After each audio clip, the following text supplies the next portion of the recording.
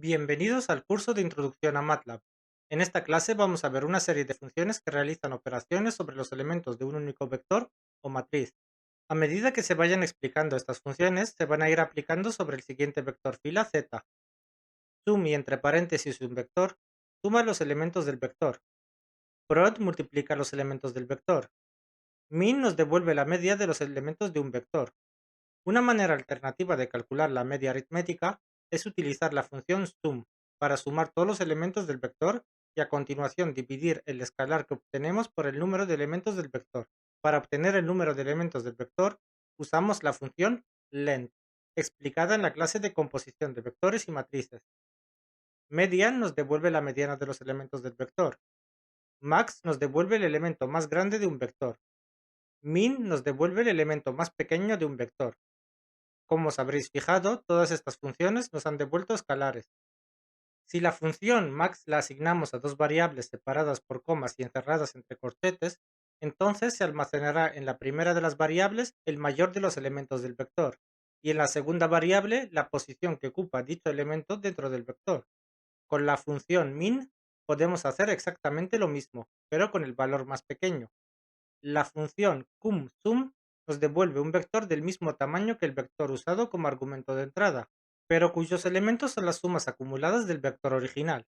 Es decir, el primer elemento es el mismo, pero el segundo es el primero más el segundo, el tercero es el primero más el segundo más el tercero, y así sucesivamente. La función cumprod hace exactamente lo mismo que la anterior, pero con el producto en lugar de con la suma. Es decir, el primer elemento es el mismo que el del vector original, pero el segundo elemento es el resultado de multiplicar el primero por el segundo. El tercero es el resultado de multiplicar el primero por el segundo por el tercero, y así sucesivamente. Podemos ver que las dos primeras funciones nos devuelven escalares. En cambio, las dos últimas nos devuelven un vector del mismo tamaño que el original. La función var nos calcula la varianza de los elementos del vector que usemos como argumento de entrada. La función std nos calcula la desviación típica de los elementos del vector. Estas dos operaciones nos devuelven un escalar. La función sort nos devuelve el mismo vector ordenando sus elementos de forma ascendente. La función sort con el string descend como segundo argumento de entrada nos devuelve el vector reorganizando sus elementos descendentemente. La función norm nos calcula el módulo del vector, es decir, calcula la raíz cuadrada de la suma de los cuadrados de todos sus elementos. Todas las operaciones descritas en las tablas anteriores también se pueden aplicar a las matrices. En estos casos, las operaciones actúan sobre cada columna de la matriz de forma independiente. Hay una excepción.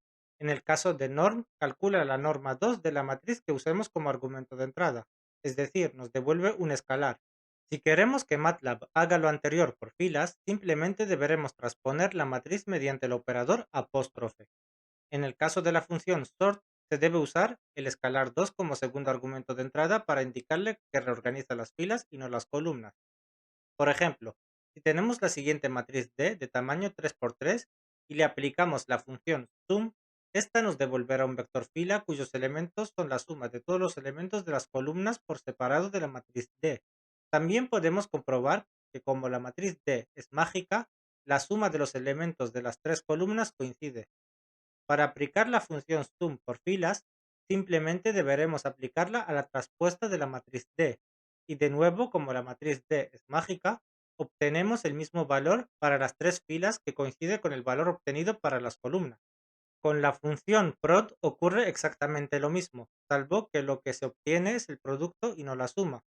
Podéis fijaros que el primer elemento del vector es el resultado de multiplicar 8 por 3 por 4, el segundo elemento es el resultado de multiplicar 1 por 5 por 9 y el tercer elemento es el resultado de multiplicar 6 por 7 por 2. Para aplicar la función prod por filas simplemente la usamos con la traspuesta de la matriz D. Vemos que cada elemento es el resultado de multiplicar entre sí los elementos de su fila. Para el resto de las funciones explicadas anteriormente pasa exactamente lo mismo salvo para la función sort. Como ya se ha comentado, para reordenarla por filas, debemos usar el escalar 2 como segundo argumento de entrada.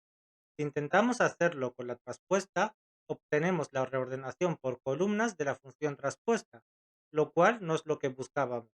Si queremos conseguir el mismo resultado, debemos transponer el resultado que devuelve la función sort, usada con la traspuesta de la matriz, para así obtener el mismo resultado que este. La función var calcula la varianza normalizando por n menos un elemento, donde n es el número de elementos del vector. Si usamos esta función con una matriz, tal y como se dijo antes en esta clase, lo hace para cada columna de manera independiente. Para normalizar por n elementos, deberemos usar var y entre paréntesis el vector como primer argumento de entrada o la matriz y el escalar 1 como segundo argumento de entrada. Con la función std ocurre exactamente lo mismo. Por tanto, para normalizar por n elementos deberemos usar como primer argumento de entrada el vector o la matriz y como segundo argumento de entrada el escalar 1. Ahora hagamos el siguiente ejercicio. Teniendo este vector w, debemos calcular la varianza de sus elementos sin usar la función var, y después comparemos el resultado que obtenemos con el que obtendríamos usándola de esta última forma explicada. Os animo a parar el vídeo e intentar resolverlo por vuestra propia cuenta. Lo primero que hacemos es calcular la media del vector. Luego restamos la media a cada uno de los elementos del vector y elevamos el resultado al cuadrado. Finalmente calculamos la media de las diferencias cuadráticas. Como queremos comparar el resultado con la función var, añadimos esta última línea de código. Cuando ejecutamos este código en un script, obtenemos estos resultados que, como podemos ver, coinciden. Aquí termina esta clase. Espero que hayáis encontrado útil esta información y que os sintáis más confiados para explorar y experimentar con las herramientas que MATLAB tiene para ofrecer. No dudéis en repasar el contenido de este vídeo si necesitáis refrescar alguna idea. Suscribiros y os espero en próximos vídeos.